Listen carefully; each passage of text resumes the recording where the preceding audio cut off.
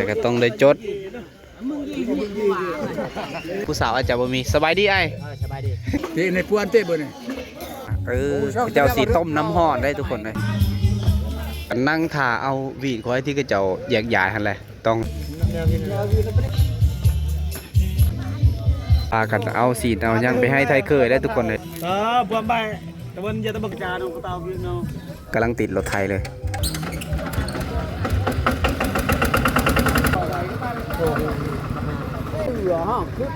อันนี้แม่นทางไทยเคยได้ที่กันซดละวนเฮ็ดอยู่เฮ็ดกินอยู่ได้เฮ็ดลาบทุกคนเลยข้าเจ้ากำลังถือเคียงถือย่างเพราะว่าเคียงมันยังบ่พอกินข้าวเช้าเลยบ่ตอนเช้านี่ย่างง่าย น้ำเพียได้นั่นข้าเจ้าต้องได้แบ่งน้ำเพีย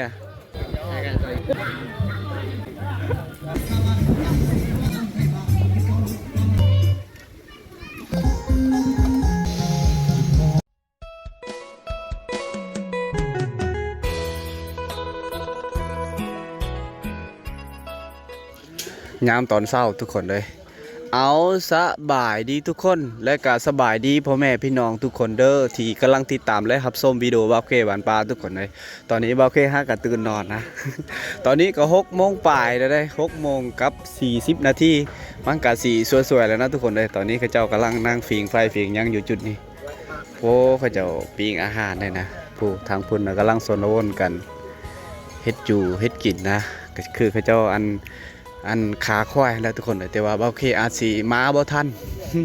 อาจจะตื่นสวยแน่ทุกคนผู้ทางพุ่นเขาเจ้ากำลังสนวนกันเฮ็ดอยู่ได้อันนี้คือการสามัคคีของหมู่บ้านได้ทุกคนตอนนี้ก็ตอนเช้าเลยนะทางนี้แม่นเขาเจ้ากำลังนึ่งข้าวจักอีหยังนะสิถามอาการโตกี่อาการโตเนี่ยต้องอะไรเนี่ยองอาการโตต่อได้เต้าพระเจ้าช่วยโดย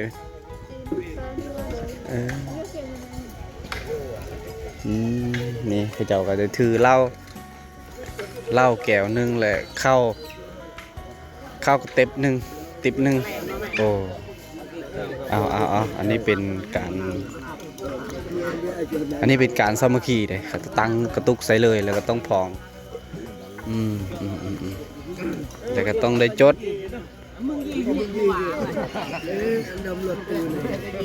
บันทึกคนที่ถือเหล้านะข้าเจ้าต้องแบ่งเป็นหน่วยเป็นอย่างได้ทุกคน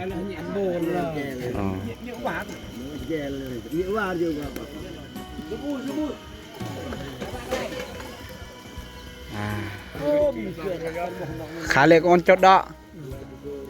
ถ้าไปที่ให้เราต้องได้จดไว้นี่ข้าเจ้าก็กำลังสนวนผ่ากันเฮ็ดอยู่ได้ทุกคนเลยนะหลายคนบางที่นะข้าเจ้าจะแบ่งเป็นกลุ่มแบ่งเป็นหน่วยเพราะว่าหมู่บ้านข้าเจ้าก็เป็นหมู่บ้านที่หลายหลังคาคือกันแล้วข้าเจ้าก็ต้องได้แบ่งซีนหอยซีนใส่อันนั้นไม่วีนนั่นแหละทุกคนนะต้องได้หอยพูดละ2-3 ตอนน้อยๆแล้วก็พากันแยกย้ายให้ครบเกือบทุกหลังคาเลยให้ครบนะอันนี้คือการสามัคคีของหมู่บ้านนะบ่าวเคกับ5ก็เห็นเป็นครั้งแรกที่เขาเจ้าสามัคคีแบบนี้นะหมู่บ้านเขาเจ้าก็ถือว่ายังมีแบบสามัคคีอย่างดังเดิมอยู่ทุกคนเลยทุกคนเลยตอนนี้เพิ่งกำลังอาหารนี่ยังนะแล้วก็พ่อเฒ่าเพิ่นกำลังนั่งอยู่ในกองไฟนี่แหละแล้วก็ฟิงไฟไปน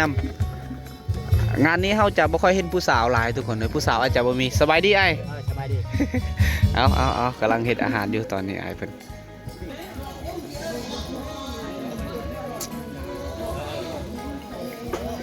เต้ในพวนเต้บ่นี่ตะเบิ้นเขาเจ้าก็พากันหาบน้ำแล้วก็พากันเขาเจ้าสีต้มน้ำห่อนได้ทุกคนเลย2 สาวกำลังหาบเลยตอนนี้เอาทุกคนเลยนำลวกไก่ยังประมาณนั้นเพิ่นก็สิลวกไก่ได้เอา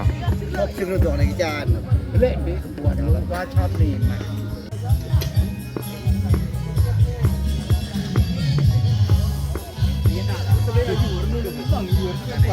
ได้เครื่องช่วงนั่นเลย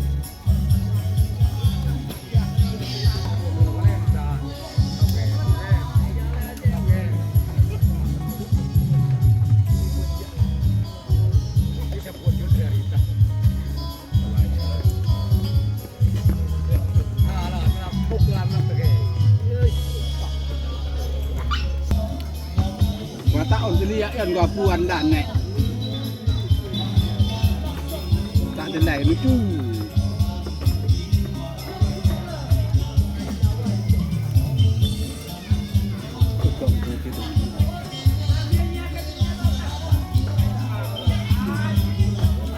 Đã chiên nó Thôi anh. Người đón mấy người cầm tự cắt đi kì.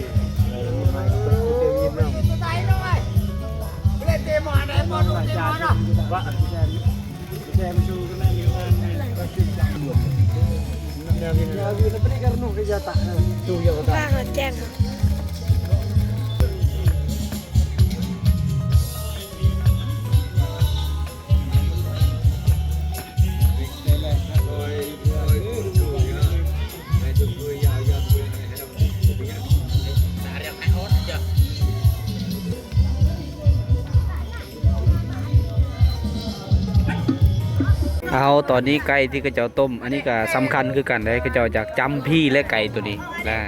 ก็จะเริ่มสุกน้ำก็เริ่มพดนะกระเจ้าก็พากันสนละวนเอ็ดเวียกจนงานอยู่ได้ทุกคนเลยเอา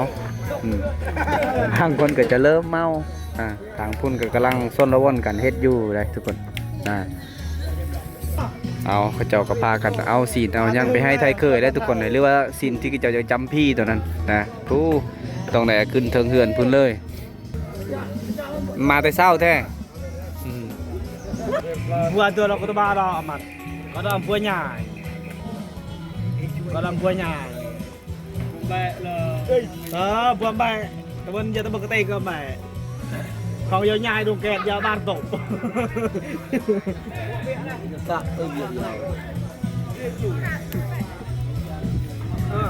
dalam bagian lah. Pada tak jar dong kau tahu gino. Kau tak jar. Nah tak jar. Kau jok tak apa kau. Bah.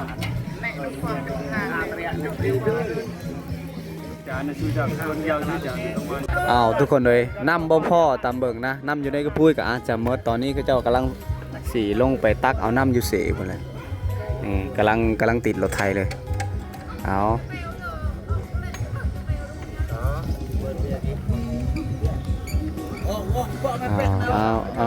กำลังติดรถเลยตอนนี้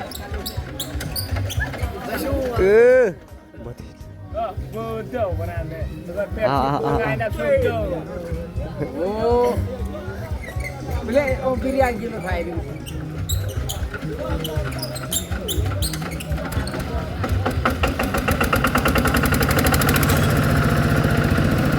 มันกับพอแห้งเพื่อสิติด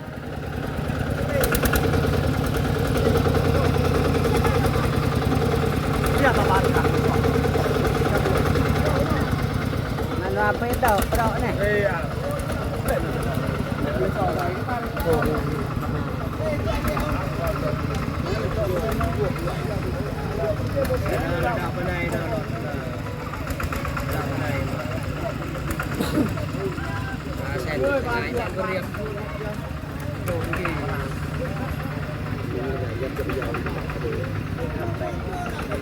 Lop hang anu. Oh, itu apa prak mi ah.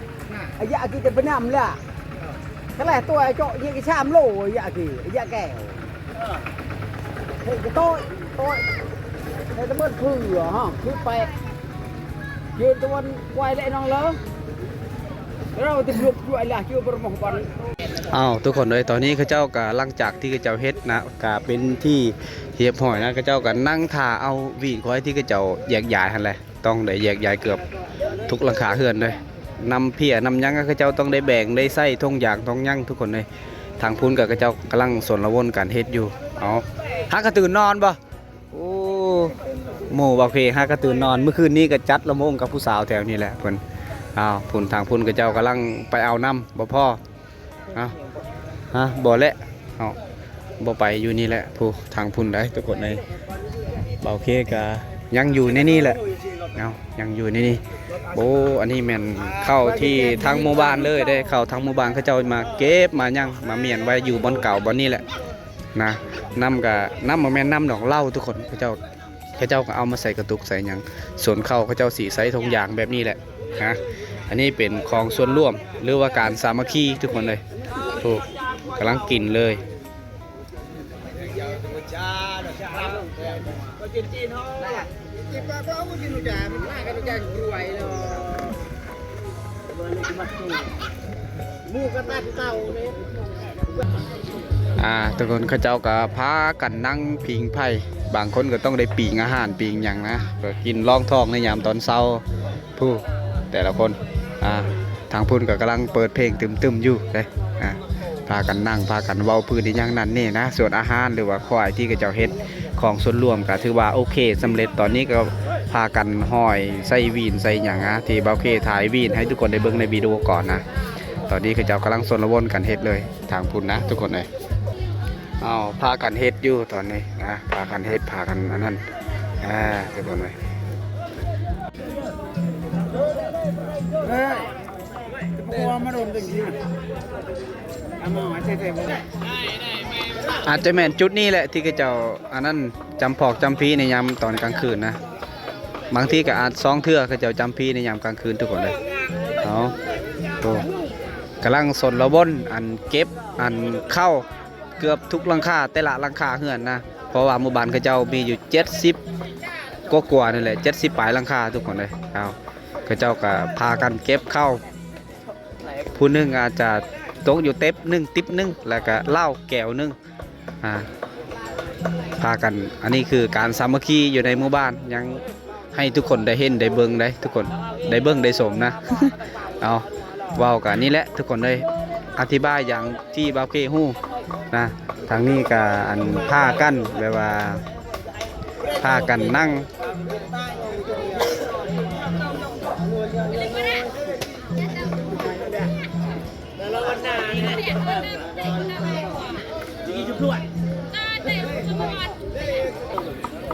อันนี้แม่นทางไทยเคยได้ที่เขาเจ้ากำลังถือพื้นอยากไปเฮ็ดกินบ่อนอื่นนั่นแหละทุกคนเขาเจ้าจะแบ่ง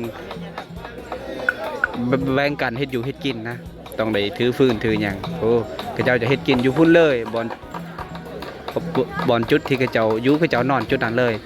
อาจจะแล้วมื้อนี้เลยได้งานทุกคนเลยมื้อนี้เป็นมื้อสุดท้ายนะ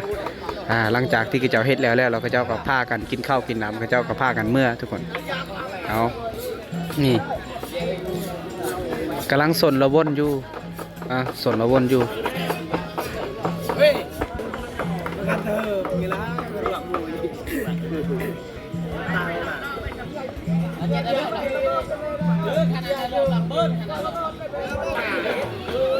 พากันสนระวนเฮ็ดอยู่เฮ็ดกินอยู่ได้เฮ็ดลาบทุกคนเลยลักๆก็คือเฮ็ดลาบนี่แหละข้าวต้องแบ่งเป็นกลุ่มเป็นหน่วยนะต้องได้เฮ็ดลาบพักลาบเขา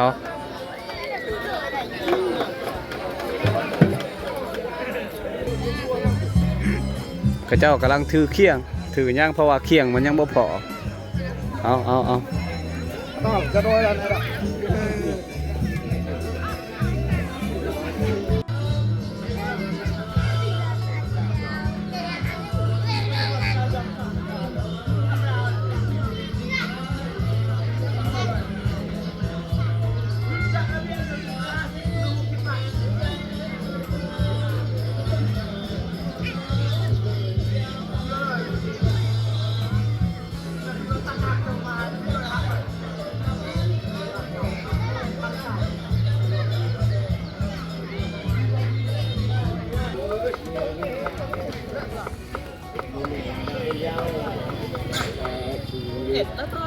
อย่างที่ยากเรายากเราจะว่าเผื่อ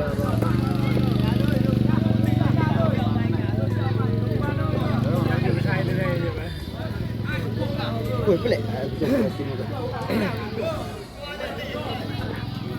หายังโตกเฮ้ยมันสิได้บ่แถวนี้กินข้าวเช้าเลยบ่ตอนเช้านี่ย่างง่าย ยังบ่ทันกินข้าวเช้าเช้ากำลังเกลียวเลยนี่ไป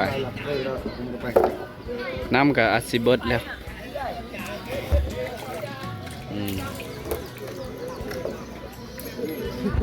กระทงกี่กระตอเลาะแกกระท่อมบ่น้ำเพียได้นั่นข้าเจ้าต้องได้แบ่งน้ำเพียนี่กำลังต้มเครื่องในอันนี้แม่นอาหารทางไทยเคยเลยคนทางไทยเคยเราก็ข้าเจ้าก็พากันโดยที่บ่ต้องดังฟืนดังไฟ มาค้างหม้อมาอย่างอยู่จุดนี้บอนนี้บอนเดียวทุกคนเลยต้องเลยแบ่งกันเฮ็ดอยู่เฮ็ดกินเลยนี่น้ำเปียก เจอมันมีกระยานเจออะไรกันตัว กระตับกระตับ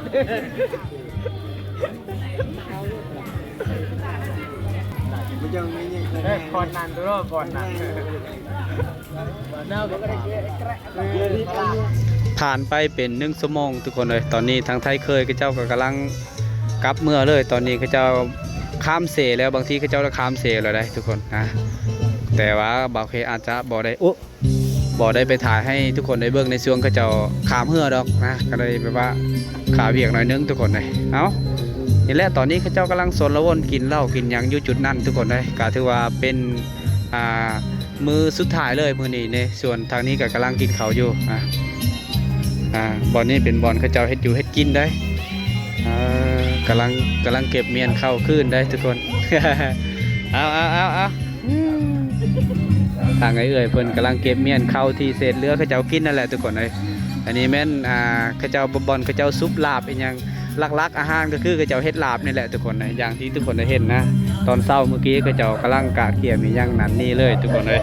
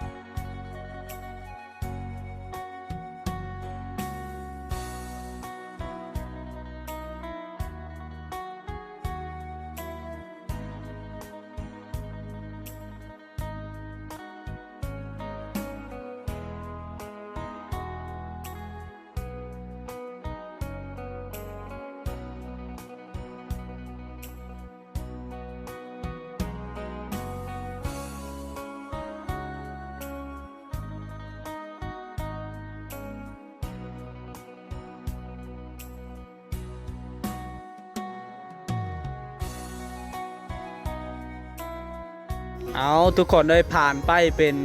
40 นาทีนะหรือว่า30 นาทีตอนนี้เขาเจ้าก็กินข้าวกินน้ำก็จะเป็นสำเร็จหน้าที่เรียบร้อยทุกคนเลยตอนนี้เขาเจ้าก็ย่างที่เบาเคว่าเมื่อกี้นั่นแหละไทยเคยกับผ้ากันกลับเมื่อบ้านตอนนี้ทางคนที่ฮับใส่แต่งอยู่ก็กินแล้วผ้ากันล้างถ้วยล้างบวงล้างจานที่หลังจากที่เขาเจ้ากินอาหารเบิดแล้วทุกคนเขาเจ้าก็ผ้ากัน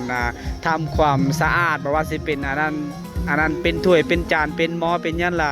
เข้า4 คน5 คนนี่แหละครับใส่ล้างให้มันสะอาดนะทุกคนเลยเพื่อสีกะเกียมเก็บเมียนเจ้าก็ต้องเฮ็ดให้มันสะอาดก่อน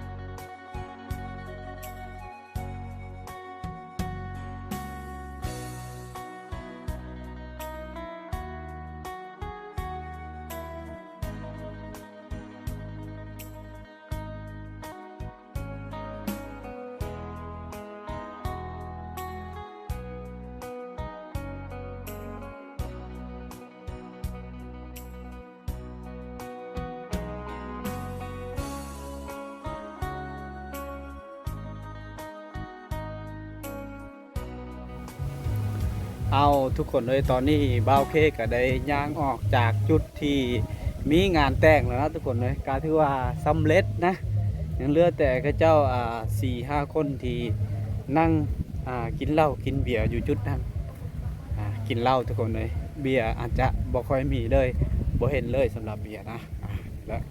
บ่าวเคต้องได้เอิ้นว่างานแต่งที่ทุกข์จนที่สุดอยู่ในหมู่บ้านเลยก็ว่าได้เพราะว่าเฮือนหลังนี้นะทุกคนก็น่าจะเคยเห็นเฮือนนี่แหละทุกคนแต่ว่าลูกสาวเพิ่นก็จะมีผัวนะหรือว่าจะสร้างครอบครัวใหม่แต่ว่ามื้อนี้ก็เป็นมื้อสุดท้ายนะมื้อเขาเริ่มแต่งแต่เมื่อวานนี้มื้อนี้เป็นมื้อที่สองเมื่อวานนี้เป็นมื้อเคยมาในวิดีโอก่อนก็ถือว่าเป็นมื้อที่เคยมาทุกคนนะวิดีโอนี้ก็นี่แหละอย่างที่ทุกคนได้เห็นนะตอนนี้ถ้าเคยก็กลับเมื่อผูกแขนกับข้าเจ้าบ่ได้ผูกแขนเลยเด้มีแต่แต่งแล้วล่ะข้าเจ้ากินข้าวกินน้ำแล้วพากันเมื่อเงินได้เคยแหละเงินหรือว่าเงินเจ้าบ่าวเลยทุกคนตอนนี้บ่าวเคก็กำลังพากันอย่างเมื่อทุกคนเลยนี่แหละทุกคนงานแต่งในชนบทนะบางงานในวิดีโอก่อนๆบางงานกับบางทีข้าเจ้าก็จะเฮ็ดงานแบบตู่ใหญ่หรือว่าเครื่องเสียงใหญ่แต่ว่านี้เครื่องเสียงกับเครื่องเสียงน้อยนะซองดอก ทุกคนเลยประมาณนั้นแหละบ่าวเคก็บ่ค่อยหูเรื่องเครื่องเสียงปานใดตอนนี้บ่าวเคก็สีย่างเมื่อบ้านอากาศกันหนาวเนี่ยเมื่อพักผ่อนก่อน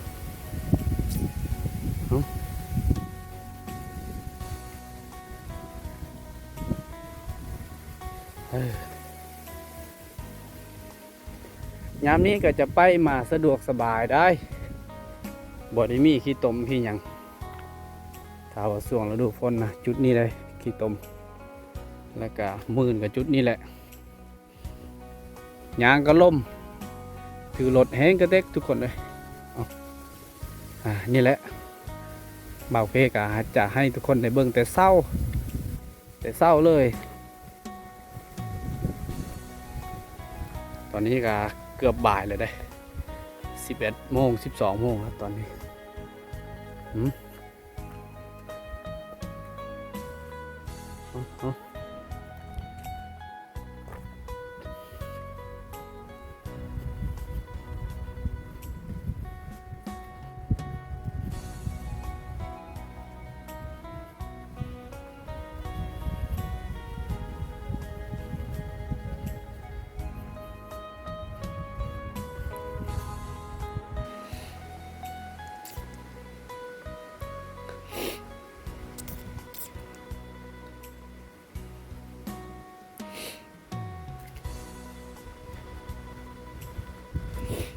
มาจะฮอดโมบานเลยเอาทุกคนเลยเอาตอนนี้บ่าวเคก็กลับมาแต่งานดองไปงานดองหรือว่างานแต่งนะมื้อนี้เป็นมื้อล่มมีได้ทุกคนล่มโคนแห้งเลยขึ้นทางนี้ก็เป็นทางแวฮอดเงินโมบานบ่าวเคเลยฮอดเงินบ่าวเคเลยถ้าว่าแวทางนี้หมู่บ้านเล็กๆทุกคนเลยหรือว่าหมู่บ้านน้อยๆยังบ่ทันได้มีไฟฟ้าหรือว่าพลังงานขาดเคินทั้งด่านพลังงานได้หมู่บ้านนี่แต่เขาก็อยู่อาศัยแบบนี้แหละ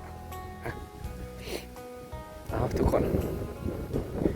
กำลังย่างไปเลยกำลังย่างเมื่อเลยตอนนี้สิเมื่อพักก่อนเมื่อให้ทุกคนเลยตื่นแต่เช้าเลยมื้อเช้านี่ตื่นแต่5 โมงปุ๊บแล้วก็ค่อยย่างไปฮอดบอนจุดที่เจ้าแต่งงานนั่นแหละงานแต่งนั่นแหละแต่ก็คือว่าแล้วทุกคนเลยงานนี้บ่ค่อยจะมีการผูกแขนผูกหยังนี่แหละบ่ค่อยมีเลยมีแต่เขาเจ้ากินข้าวกินน้ำแล้วก็เจ้าพากันแยกย้ายเมื่อนะเอาทุกคนเลยเขามาฮอดหมู่บ้านบ่าวเคแล้วนะตอนนี้กำลังย่างไปเฮือนบ่าวเคเลยเอาทุกคนเลยคือว่านะทุกคนเลยบ่าวเคก็เอิ้นว่า เป็นงานแต่งที่จนที่สุดในหมู่บ้านเลยก็ว่าได้หืมเขาจะผู้แค้นก็บ่ค่อยได้มีนะอยู่เงินไทยเคยก็คือกันนะบ่ได้ผู้แค้นผู้หยังหมู่บ้านไทยเคยก็อาจจะไกลหลายกิโลแล้วก็ต่างเมืองอีกอ่าตอนนี้เบาเคก็กำลังย่างไปเฮือนแล้วก็สีนอนพักทุกคนเลยเอาเจอกันไม่วิดีโอต่อไปทุกคนเลยบ๊ายบาย